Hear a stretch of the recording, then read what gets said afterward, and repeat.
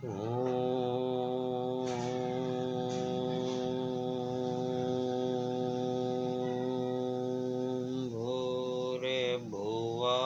स्वः तत्सवितुर्वरेण्यं भर्गो देवस्य धीमहि धियो यो नः प्रचोदयात्।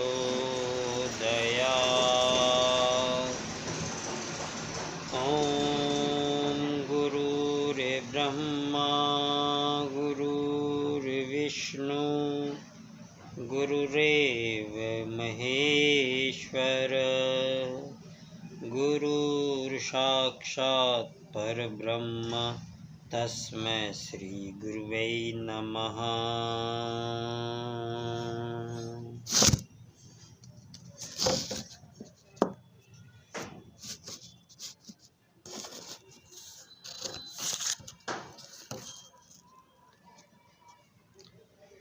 परम पूज्य गुरुदेव, परम वंदनीय माता जी सूक्ष्म रूप से विद्यमान है, नमन करता हूँ।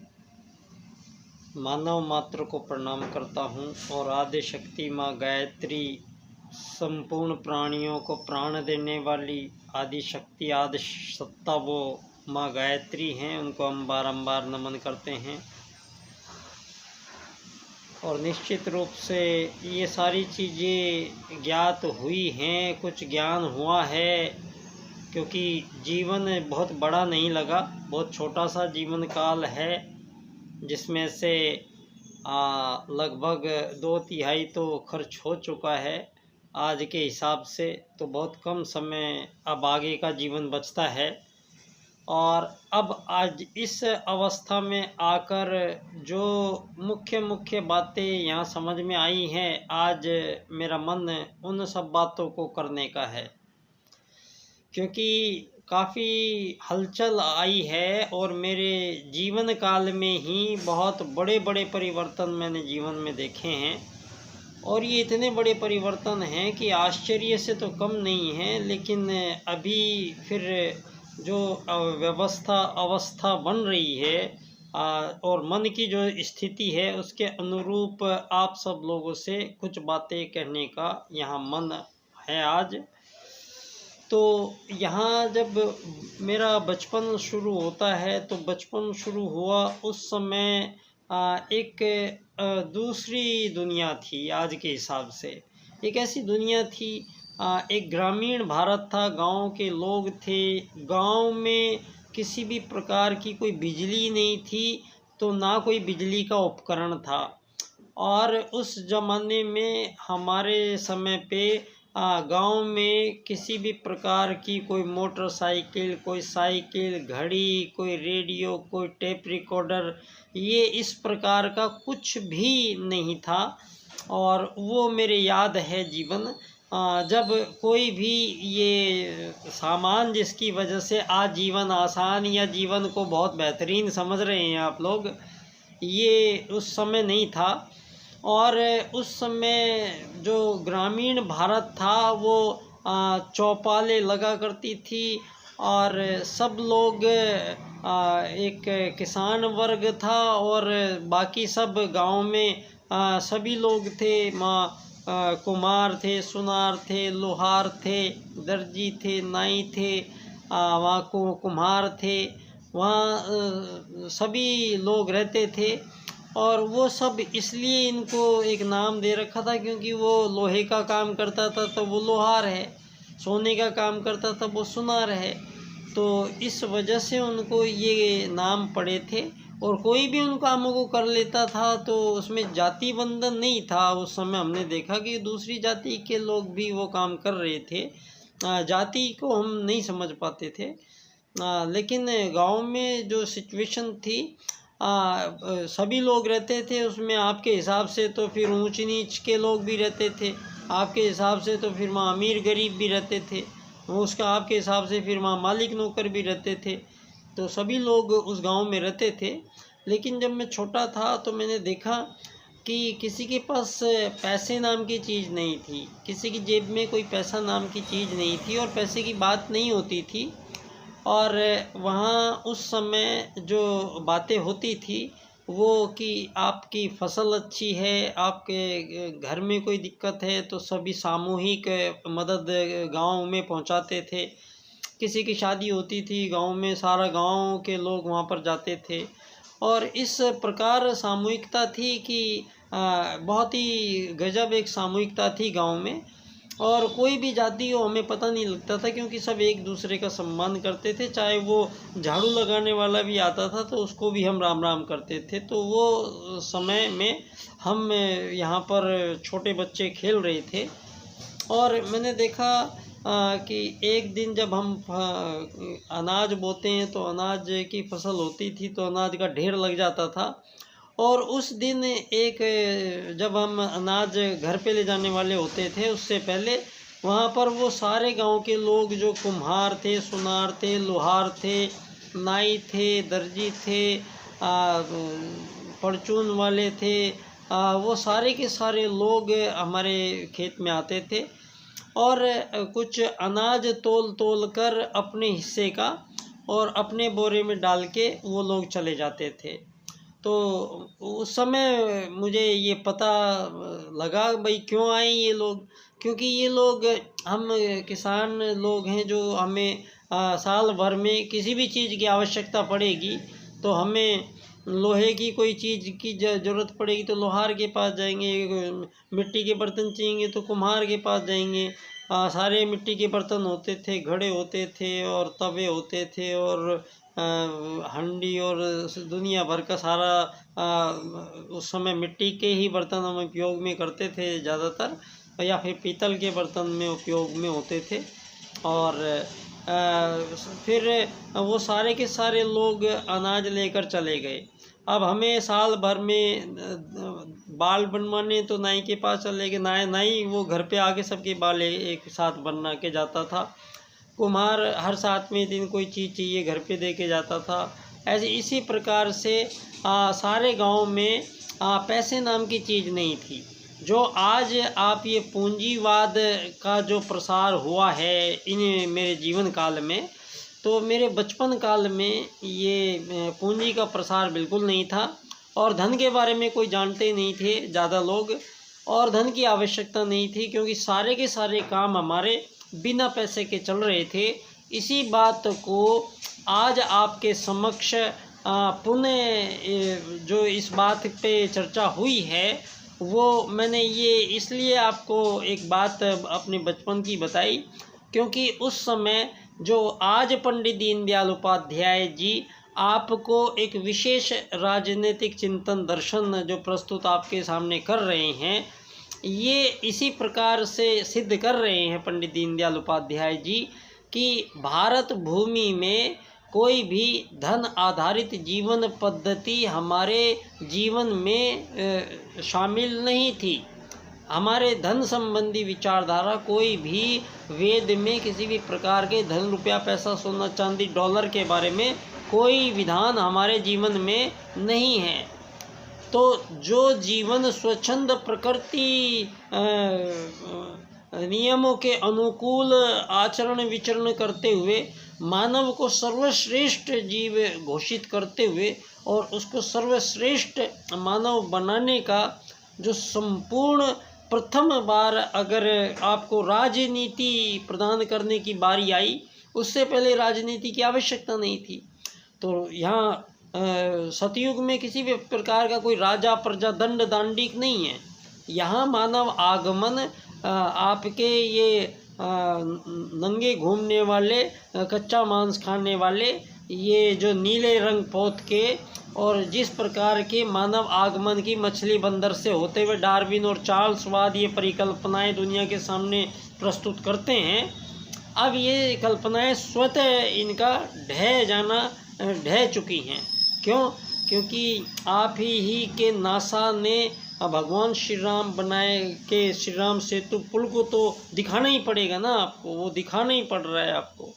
तो अब आपको सारे संसार में आज आप देख भी लीजिए, आप कहते थे कि सबसे प्राचीन सभ्यता विश्व में सिंधु घाटी की सभ्यता है, वो भी हमारे पश्चिमी उत्तर प्रदेश के किनारे पे और इस एरिया में होती हुई बसी थी।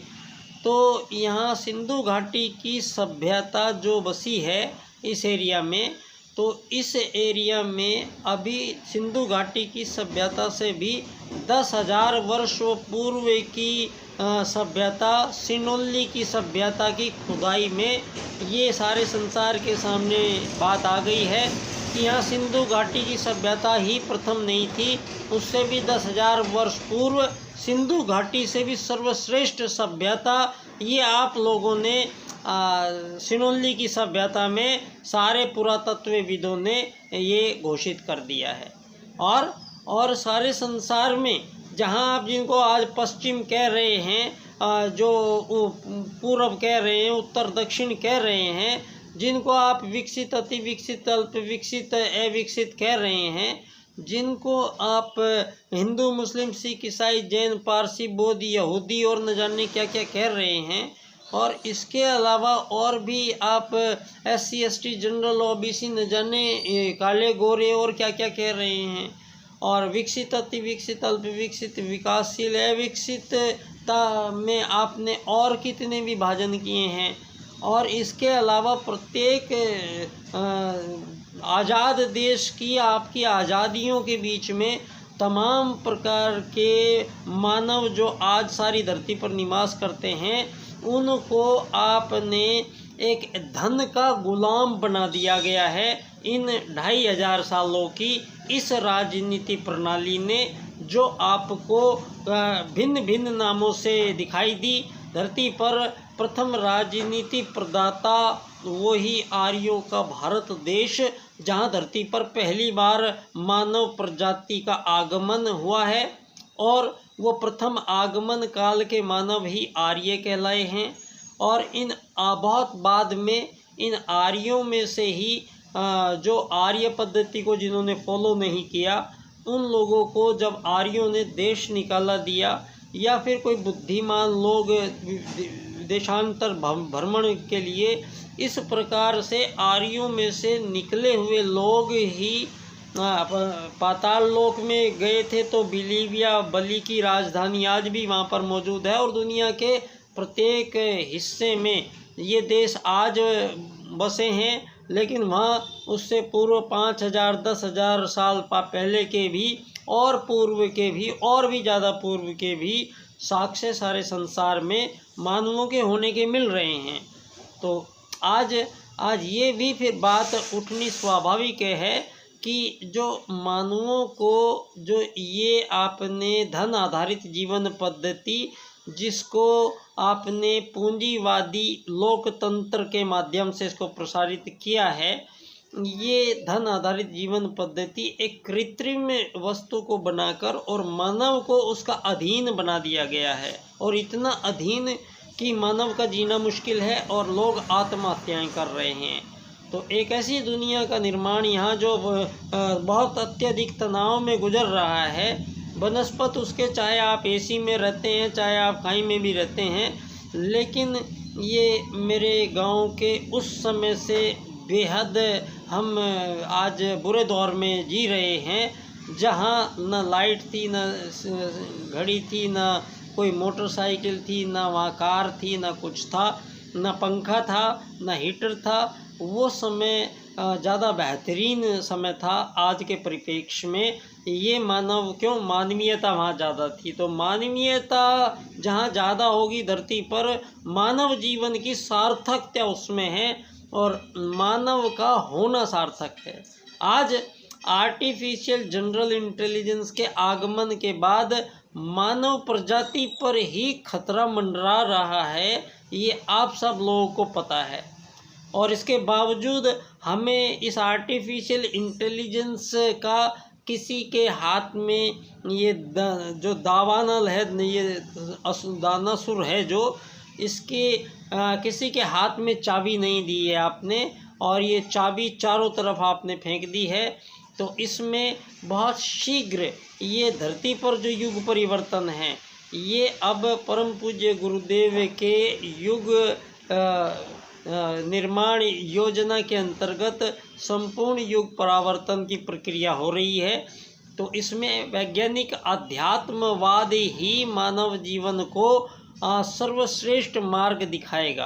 तो आपका जो ये विज्ञान है इसको अध्यात्म के द्वारा प्रयोग किया जाएगा तो ये सारे के सारी चीज़ें मैनेजमेंट होंगी। और ये सब होगा सिर्फ वेद के 2 सूत्रों के कारण, आत्मत सर्वभूतेषु और वसुधैव कुटुम्बकम। आत्मत सर्वभूतेषु के सूत्र का इम्प्लीमेंट परम पूज्य गुरुदेव के प्रथम शिष्य पंडित दीनदयाल उपाध्याय जी ने विश्व राजनीति में प्रस्तुत किया है। और आपकी जो धरती के पहले राजा मनु जो सर्वश्रेष्ठ जीवन प्रणाली मानव होने के बारे में दी थी, धर्म अर्थ काम मोक्ष, ये चारों तो आपको प्राप्त करने ही पड़ेंगे, आज भी करने पड़ेंगे, कल भी करने पड़ेंगे। और धरती पर 4 प्रकार के कार्य आज भी करने पड़ेंगे, कल भी करने पड़ेंगे। कभी भी आएंगी मानव जाति तो वहाँ पर ब्राह्मण, क्षत्रिय, शूद्र और वैश्य, ये 4 प्रकार के कार्य तो आपको करने ही पड़ेंगे, आज भी कर रहे हैं, उसमें कोई दिक्कत नहीं है। तो ये जो बीच में ये धन आधारित खेल हुआ है, ये ऊंचा नीचा हुआ है, ये सब आर्यों में से गए हुए सारी मानव जाति है। आज ये बात सिद्ध करने का अब भारत को पुनः एक अवसर मिला है। और ये बात पंडित दीनदयाल उपाध्याय जी के 4 राजनीतिक सूत्र विश्व राजनीति का पुनर्निर्धारण करते हैं। ये 4 राजनीतिक सूत्र हैं। आर्थिक लोकतंत्र द्वारा अर्थायाम आधारित एकात्म मानववाद की राजनीति की विश्व में स्थापना जब हम कर लेंगे तो उसके पश्चात ही विश्व मानव को अंत्योदय की प्राप्ति होगी। अंत के व्यक्ति को लाभ देना अंत्योदय नहीं है, क्योंकि अंत में कोई बचेगा ही नहीं। एक ही रेखा होगी एकात्म मानववाद की, और धरती के सारे 7 अरब लोग उस एक रेखा पे होंगे। और सारी धरती पर मानव को एक आत्मा मानते हुए राजनीति की जाएगी, और शरीर एक माध्यम और एक यात्री की भांति मानव की यहाँ पहचान के रूप में पुनः विश्व व्यवस्था ये की गई है, जो अर्थायाम के सूत्र से पुनः सुसंचालित होगी। अर्थायाम में न धन की किसी को कमी होगी जीवन में, और न धन की किसी के पास अधिकता होगी। एक ऐसी राजनीतिक प्रणाली सारे विश्व के मानवों को पंडित दीनदयाल उपाध्याय जी के ये सूत्र प्रदान करेंगे। इस पर हम परिचर्चा जारी रहेगी। धन्यवाद। बच्चा डॉक्टर।